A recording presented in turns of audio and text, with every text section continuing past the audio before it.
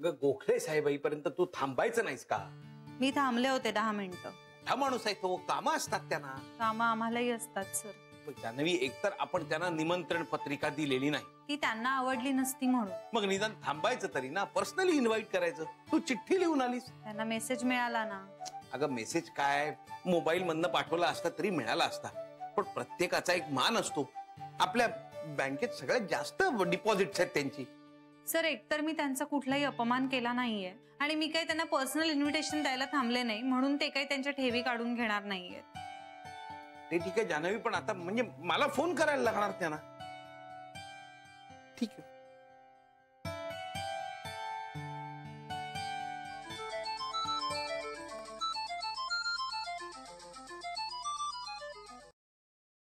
नमस्कार गोखले साहेब.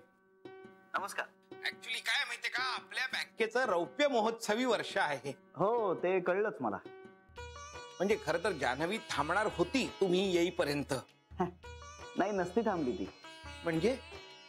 म्हणजे मी ओळखतो ना तुमच्या बँकेच्या रिप्रेझेंटेटिव्हला.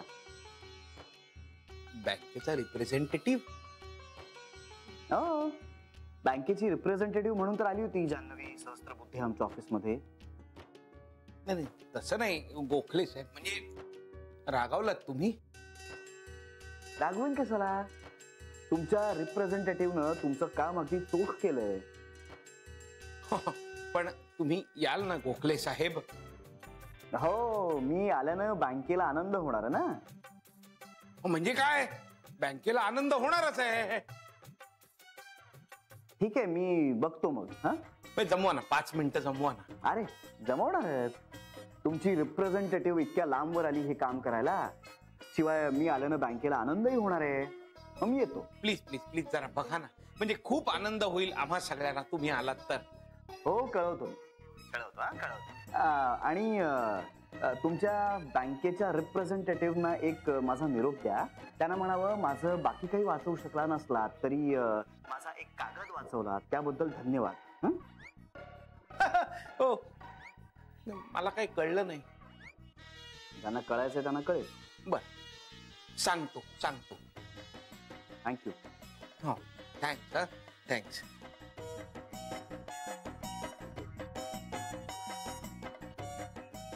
गोखले साहेब रागावले होते. त्यात काय नवीन? रागवण्याचा हक्क फक्त त्यांना दिलाय ना. नाही, पण जान्हवी बरोबर नाही. आपले सगळ्यात महत्वाचे कस्टमर आहेत ते. काय म्हणत काय होते? काय बरं, काहीतरी विचित्रच. माझं काही नाही, पण एक कागद वाचवला त्याबद्दल आभार वगैरे असं काहीतरी. वाचण्यासारखं तेवढंच शिल्लक ठेवलं तुम्ही म्हणून.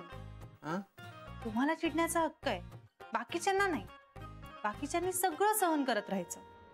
हे मात्र वाटेल तसं वागणार. लोकांच्या वेळेला किंमत नाही. हे हवं तेव्हा येणार ऑफिसमध्ये, वाटेल तेवढा चहा पिणार. मग किती वेळा सांगितले नको इतका चहा पित जाऊस, पण ऐकणार कोण? अक्कल सगळी ह्यांनाच दिली आहे ना देवाने. बाकी सगळे मठ्ठ आहेत. मग काय आता? बोला, चिडा आणि प्या आणखी चहा. आता कोण बोलणार आहे त्यांना?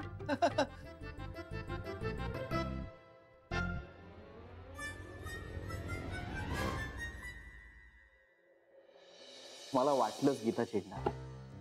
आय एम सॉरी श्री, मी खूप लास्ट मोमेंटला तुला हे सगळं सांगतोय. आय नो तू मला विचारलं होतंस, पण अरे that's okay, that's absolutely okay. होतं असं कधी कधी. म्हणजे?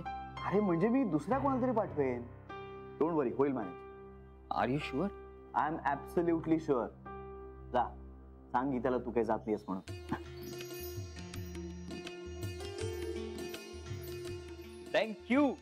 Thank you so much Shri. अरे जान्हवी सुद्धा हेच म्हणत होती की श्री जगाशी खूप चांगला आणि समंजसपणे वागतो.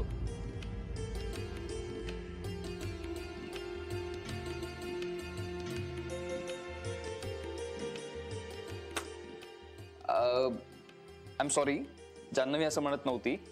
मी असं पटकन आत्ता म्हणालो की राहू दे रे, राहू दे. आता उगाच कव्हरअप करण्याचा प्रयत्न नको करू. अरे नाही, खरंच जान्हवी नाही म्हणाली असं. माझ्या तोंडून आलं पटकन. हो, पण ते खरं आहे ना. अरे नाही, असं नाहीये श्री. तू तुझ्या मैत्रिणीला पाठीशी घालणं केव्हा थांबवणार आहेस? अरे पण मला मान्य आहे की मीच तुझ्या मैत्रिणीचा छळ केला. मला हेही मान्य आहे की मीच आमचं लग्न वाचवायचा प्रयत्न केला नाही, मला सगळं मान्य आहे.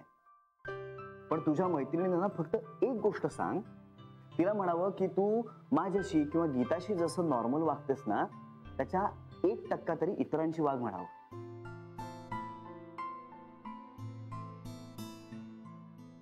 प्लीज गैरसमज नको करून घेऊ. अरे माझी स्लिप ऑफ टंग झाली ती नाही. Slip of tongue? अरे तुझी स्लिप ऑफ टंग झाली ठीक आहे, पण हे काय याच्यात काय लिहिलंय? याच्यात हेच लिहिलंय की मी वाचवू शकलो नाही कारण मी दुष्ट आहे. मी दुष्ट आहे, ठीक आहे. नंदन तरी कुठे गेलाय? अजून पहिला चहा घेऊन आलेला नाहीये, आता दुसरा चहा घ्यायची वेळ झाली. अरे तो कामात असेल ना. काय होतं ऑफिस मध्ये आले आले सगळेजण त्याच्याकडे चहा मागतात. घे, तू माझी सोडून इतर सगळ्यांची बाजू घे आता. त्याची मी आलो बघून नंदन कुठे ते. हा आलोच आलोच आलोच.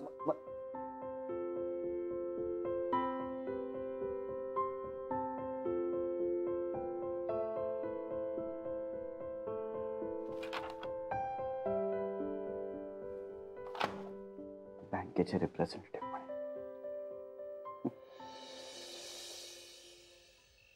हे पण श्री खरंच खूप समजूतदार आहे. ते म्हणाले होते ना, जगाशी खूपच समंजसपणे वागतो तो. काही का असे ना, तू माझ्या बरोबर पूजेला बसणार आहे हेच खूप आहे माझ्यासाठी. सांग तुझ्या बॉसला थँक्यू म्हणालीये गीता. सांगतो. जान्हवी तू काय लिहिलं होतंस ग त्याच्यात? का काही बोलला का तो तुला? नाही मला काही बोलला नाही, मला कळलं.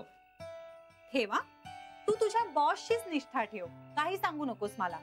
अगं खरंच मला तो काही बोलला नाही, मला नंदनकडून कळलं. मग काय येणार का फंक्शनला?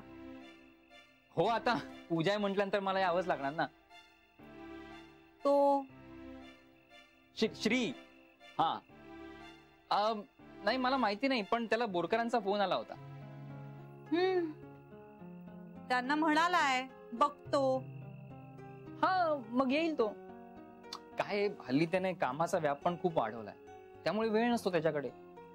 पण त्याला वेळ मिळाला तर नक्की येईल. सरांना दिलेला शब्द तरी पाळा म्हणाव. जान्हवी प्लीज असं नको बोलूस. श्री कमिटमेंट पाळतो. लग्न ही सुद्धा कमिटमेंटच असते ना.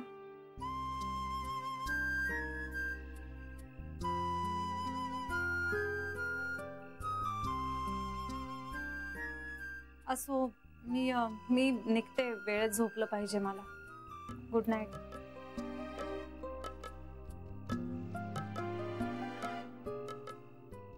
मला सांग, हल्लीचं वेळेत झोपलं पाहिजे, वेळेत जेवलं पाहिजे, हे काय नवीन सुरू झालंय? या दिवसात केलंच पाहिजे. म्हणजे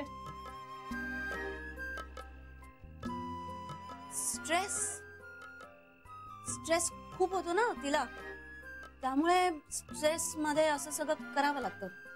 चला मला पण वेळेत झोपलं पाहिजे ना. तुला कुठे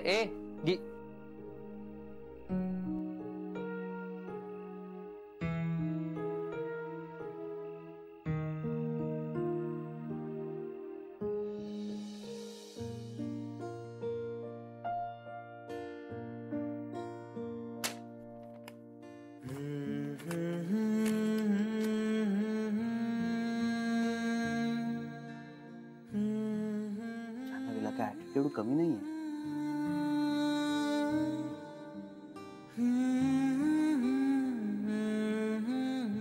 तू आज खूप छान दिसतेस.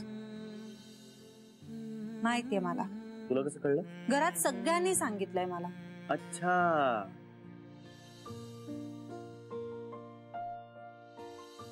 काही बोलणारच नाहीयेस का?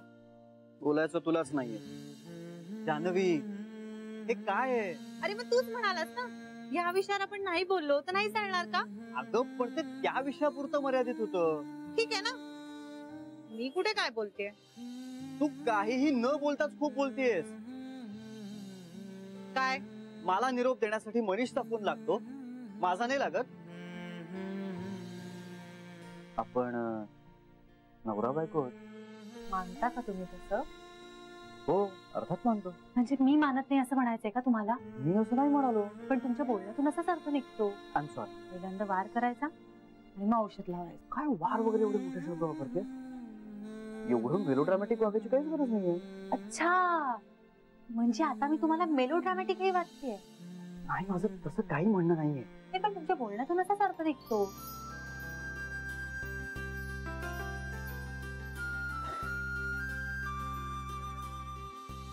हा फोटो का बदलत नाही तुम्ही?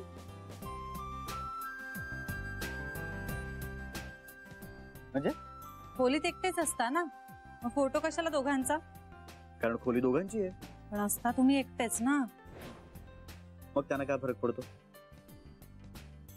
काहीच फरक पडत नाही.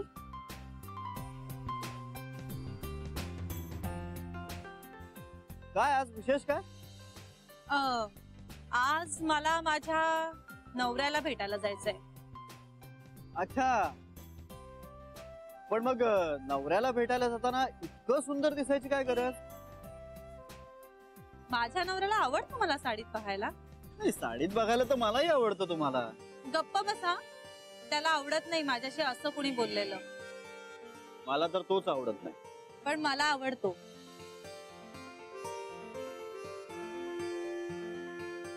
ठीक आहे, बँकेला आनंद होणार असेल तर मला यावंच लागेल. जान्हवी सहस्त्रबुद्धे.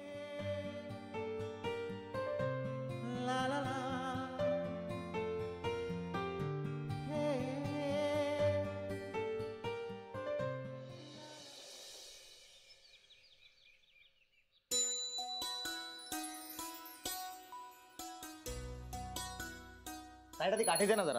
हो बाबा, कडुलिंबाची चटणी करून ठेवली आहे. अरे वा. पिंट्या, आज खायचे बरं का तू कडुलिंबाची चटणी. हे तोंड काय वाकडं करतोयस? कडुलिंबाची पानं खाण्यापेक्षा चटणी बरी की नाही? मग का थोडीशी? सणासुदीलाही तोंड कडू करा. काही गोडा थोडाच नाही. त्या गुंजभर सोनं पण नाही. कला, सणाच्या दिवशी तरी जरा बरं बोल. बरं बोलायचं म्हणून खोटं नाही ना बोलू शकत मी. तुम्ही मला आठवण करून अगदी सांगा, कधीतरी गुढीपाडव्याला तुम्ही गुंजभर सोनं आणलंय का? आई, आपण नको असं बोलूया. आपण पुढचा विचार करूया. म्हणजे या वर्षी हे सगळं होणार आहे असं म्हणूया आपण. साईडा, हे वर्ष तुझ्यासाठी मस्त असेल ना? हे वर्ष माझ्यासाठी मस्त आहे पिंट्या. खूप काही दिलंय रे या वर्षाने मला. माझं बाळ येणार आहे. खूप छान आहे हे वर्ष माझ्यासाठी. आणि तुम्ही बघा, तुमच्या सगळ्यांसाठी हे वर्ष खूप छान असेल. काही ना काहीतरी देईलच हे वर्ष सगळ्यांना. बोल बोल, असंच बोल बाई. वास्तुपुरुष कुठे असेल ना, तो तथास्तु तरी म्हणेल. आमची अर्धी लाकडं गेली मसणात. तुमच्या दोघांचं भविष्यामध्ये खूप काही चांगलं होऊ देत. साईडा, तुला उशीर होत असेल ना? अरे हो, मला डबा भरून घ्यायचाय. अगं पण सणासुदीला कुठल्या ऑफिसमध्ये जातेस तू? अगं आज सुट्टी आहे ना, सांग तुझ्या साहेबांना. अगं आई, आमच्या बँकेचं रौप्य महोत्सवी वर्ष आहे हे. त्यानिमित्त पूजा ठेवली आज. हो, मग साहेबांना सांग, म्हणावं माझ्या आईचं सुवर्ण महोत्सवी वर्ष चालू आहे, आईला मदतीची गरज आहे. आई, अगं माझा सगळा स्वयंपाक झालाय. गुढी उभारायची तयारी करतोय आपण. गुढी उभारून झाल्यावर, सगळी कामं झाल्यावर मी जाणार आहे ऑफिसला. ठीक आहे? बर. अहो ठेवते ना मी. तुम्ही पण काय टोप्या 1 2 आहेत ना? घेऊन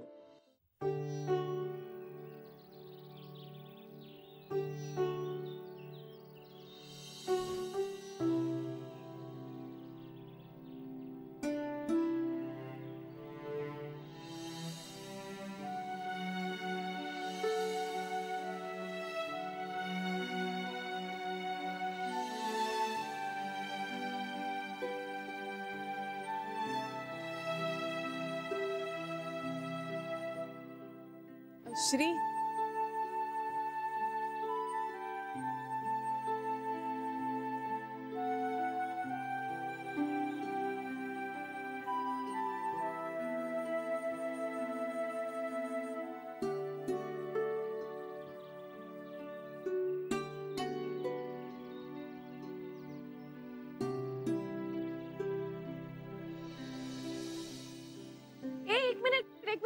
नैवेद्य दाखवायचा ना, हे घे.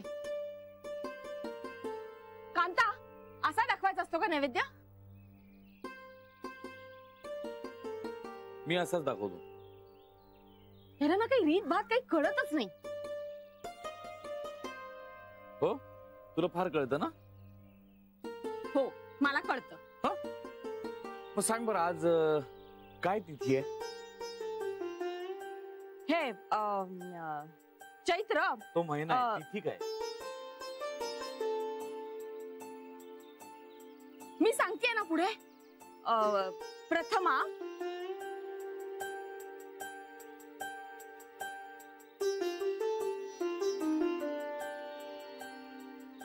हसू नकोस.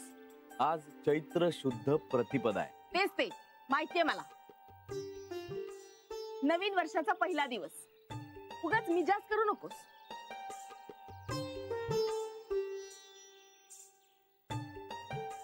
तू मला एकदम विचारलंस ना, म्हणून कन्फ्युज झाले मी.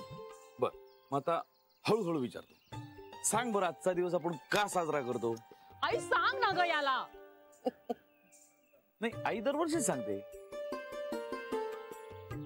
यावर्षी तू सांग बघू, तुला किती कळलंय. सांगितलं ना, नवीन वर्षाचा पहिला दिवस आहे आज. तेच, पण का असतं? भाऊजी किती छळताय बिचारीला. घे आता, तू तिचीच बाजू घे.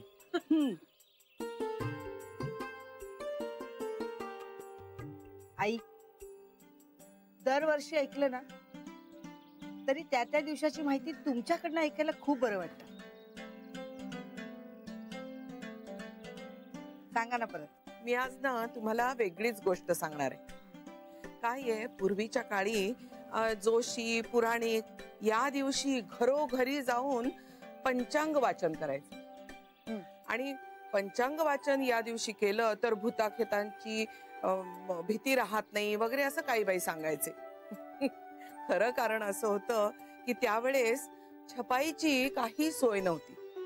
त्यामुळे वर्षाच्या सुरुवातीलाच वर्षभरात कुठले कुठले सण येणार आहेत, अधिक महिना आहे की नाही आहे, तर कुठल्या महिन्यात आहे, ग्रहण काय आहेत, अशी सगळी माहिती सांगायची. म्हणून या दिवशी पंचांग वाचनाची प्रथा पडली. पंचांग वाचनाची प्रथा होती.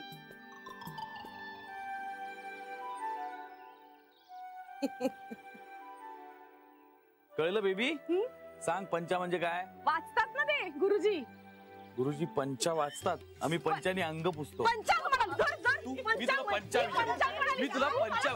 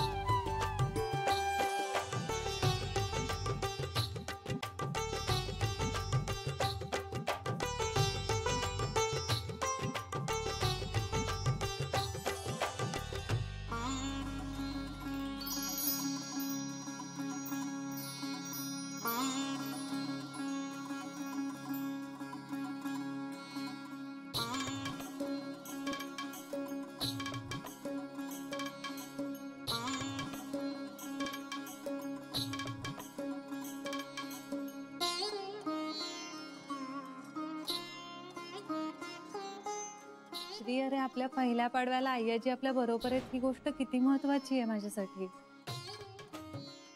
आय्याजी प्लीज चला ना, आपण एकत्र विघ्नेश्वराला गेलो ना तर पणजी आजींना पण किती बरं वाटेल. त्यात जिथून कुठून बघत असतील त्यांना किती समाधान मिळेल. प्लीज आय्याजी चला ना. मी पुढच्या वर्षी असा आग्रह नाही करणार.